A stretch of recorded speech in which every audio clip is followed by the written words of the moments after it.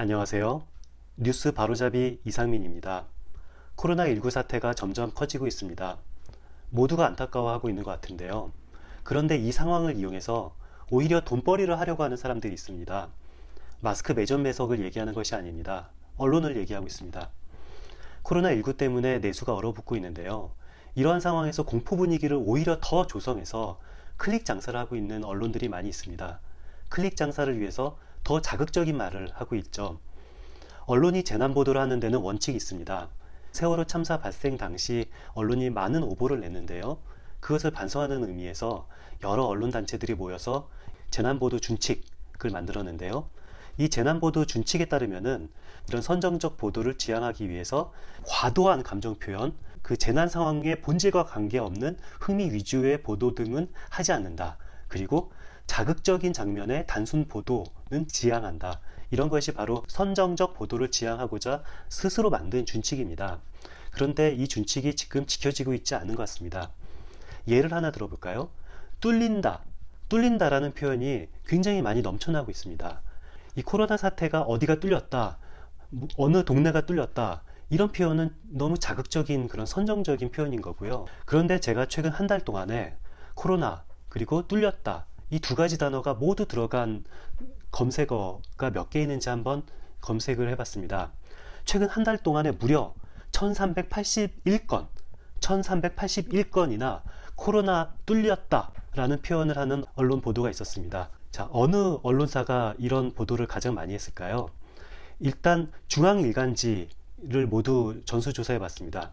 중앙일간지에서 국민일보가 30건을 했습니다. 최근 한 달 동안에 30건이니까 매일매일 하루도 빠짐없이 뚫렸다 라는 표현을 쓰면서 보도를 했다라는 얘기인데요. 국민일보가 30건, 중앙일간지 중에선 제일 많고요. 그 다음이 중앙일보 24건, 세계일보 23건, 조선일보 16건, 한국일보 19건, 경향신문도 11건이나 이런 보도를 했고요. 한겨레는 2건, 내일신문도 2건, 비교적 뚫렸다라는 표현을 가장 지향한 언론사가 한겨레와 내일신문이다라는 사실을 알 수가 있었습니다. 연합뉴스가 한 달 동안에 36건, 뉴시스는 46건, 뉴스원은 55건이나 뚫렸다라는 선정적인 표현을 썼는데요. YTN도 12건, SBS도 11건을 뚫렸다라는 표현을 썼습니다.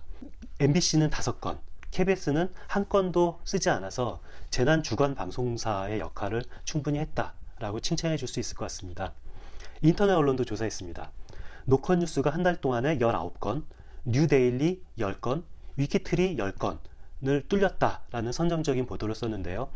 그런데 민중의 소리, 미디어오늘, 오마이뉴스, 뉴스톱 이런 인터넷 매체는 단 한 건도 뚫렸다라는 표현을 통해서 자극적인 보도를 하지 않았습니다. 오히려 인터넷 언론이 중앙지보다 자극적인 표현을 삼가하고 있다라는 사실을 우리는 알 수가 있습니다. 경제지가 가장 심각한 부분인데요.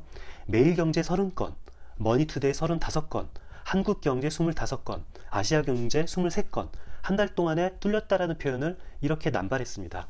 보면은 경제지와 연합뉴스와 뉴시스, 뉴스원, 뉴스핌 같은 통신사가 가장 많이 쓰였다라는 사실을 우리는 알 수가 있는데요. 코로나 보도에 있어서 이렇게 뚫렸다라는 자극적인 표현을 쓰는 이유는 너무도 명확합니다. 조금 더 선정적인 단어를 사용해서 이 사람들이 더 놀래게 하고 내수가 더 엉망으로 되는 것을 고려하지 않는 거죠. 조금 더 많은 클릭수, 광고 수입을 바라는 이런 언론들의 형태는 정말 잘못된 거다라고 우리는 말을 해야 될 것 같습니다. 예, 이상입니다.